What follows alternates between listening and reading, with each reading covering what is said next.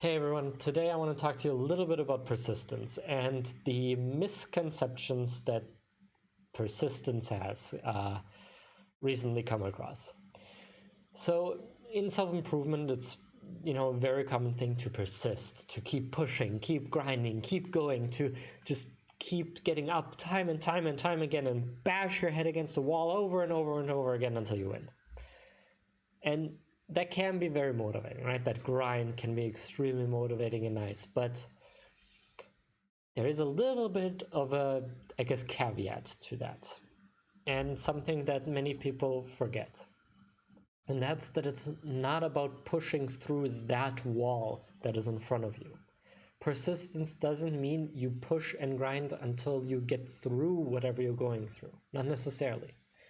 What persistence talks about is that you get the goal at the end, that you reach what you want to reach. But it doesn't have to be in that path. It doesn't have to be in that particular way. A lot of people that come to me want to reach success, and they want to feel amazing. And they think that happens when they reach financial success, when they reach good family life or good relationship life, when they have hobbies and family and so on and so forth. And so they grind out their job. They try to make it big in their career. They try to grind out their relationship. They try to make it better. They try to grind out everything that they're already doing, not considering that may not be their way. That may not be what the best way to get them to the end. Imagine you have a big path in front of you, right? This wide, nice looking path, and you've been on this path for a while, and so you've committed yourself to it. And suddenly there's this big brick wall in front of you. And now everybody tells you, you persist, you keep going, keep grinding, you got this, keep going, just keep pushing, push. And you're like, yes, sir, yes, ma'am, yes, I will do this, I will go, I will push, I will do it. And you push and push and push. And after a while of running your head against that wall, you feel like that hurts. You have a giant bruise, your head is twice the size it was, and you consider, like, is this really the best option? And then maybe you take a step back. And in taking a step back, you see that there's two slightly more difficult paths. Maybe they're a little bit, there's some thorns on the path that walk around this wall. Because the wall doesn't extend all the way. It may be extended all from what you could see, but if you took a different perspective, you see, aha, there's an opening there.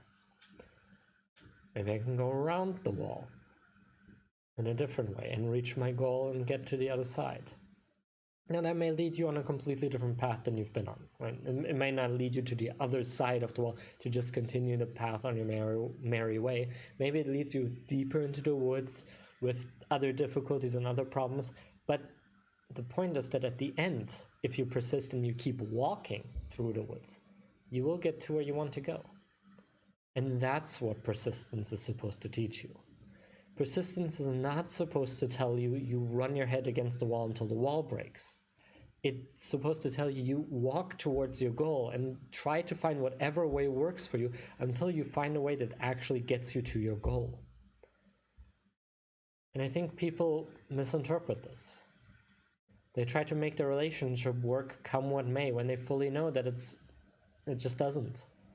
Instead of saying goodbye to the partner and trying to find something else so they end up happy, which is what the point of the relationship in most cases is, they keep running against this relationship wall and it just doesn't work. And people run into their careers, run into business problems this way, run into their own self-improvement issues this way.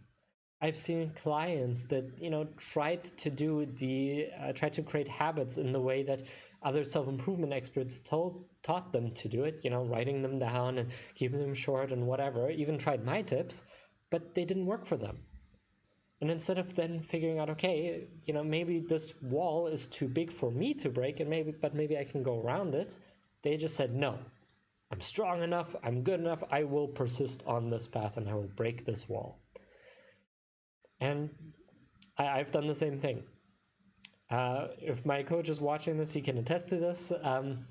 I've had it before that We made the analogy of getting into an amusement park, and I see it in front of me through the gated wall, the gated fence outside, and I see it, and I keep, shaking the fence and be like, let me in, I want to have fun. And it might have taken me a couple weeks, and then I realized that the chain fence is like 5 feet wide. But because my face was pressed against it and I kept bashing my head against it, I didn't see that.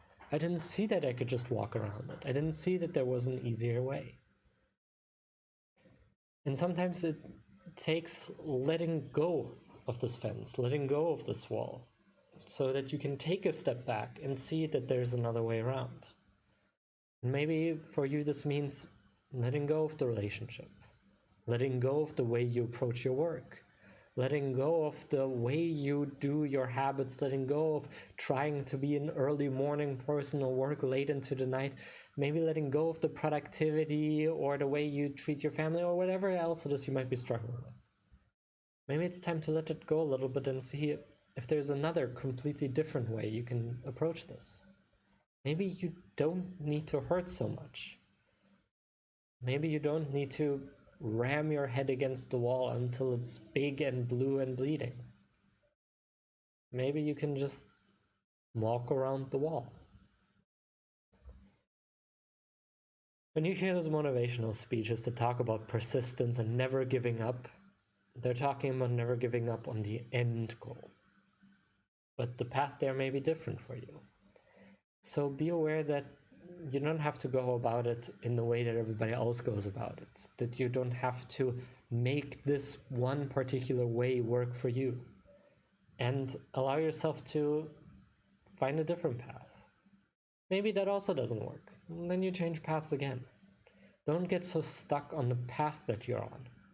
Stay stuck on the goal, yes, absolutely, keep your dreams alive, but maybe you're not going to get there the way you think. Maybe you're not going to reach success by making it big in this career. Maybe you reach success via another different means. Maybe you don't reach financial freedom via investments or by finding a partner that's rich. Maybe it's a different way. And maybe you don't reach happiness through a relationship or through your hobbies, but through something else that you may have not discovered yet. Keep trying new things out and seeing what works best for you. It's not to say you should give up everything just for a whim, but maybe at least take a step back. Maybe give up on the idea that this is going to get you to where you want to go, and maybe pick up something on top of it. Maybe your relationship won't flourish by just going on dates. Maybe you have to get a therapist to talk to a relationship counselor. Maybe you won't reach the height of your career by just working hard. Maybe you have to read some more books or ask your boss for help. And maybe your business won't take off, so maybe you have to let the business go or find a different way to approach it, or let some of the ideas go that you've had. Let go of the process when it no longer suits you, and persist towards the ultimate goal. Because that is what persistence ultimately is. That is what a true commitment looks like. In terms that you reach your goal no matter what, even if that means giving up the stuff along the way.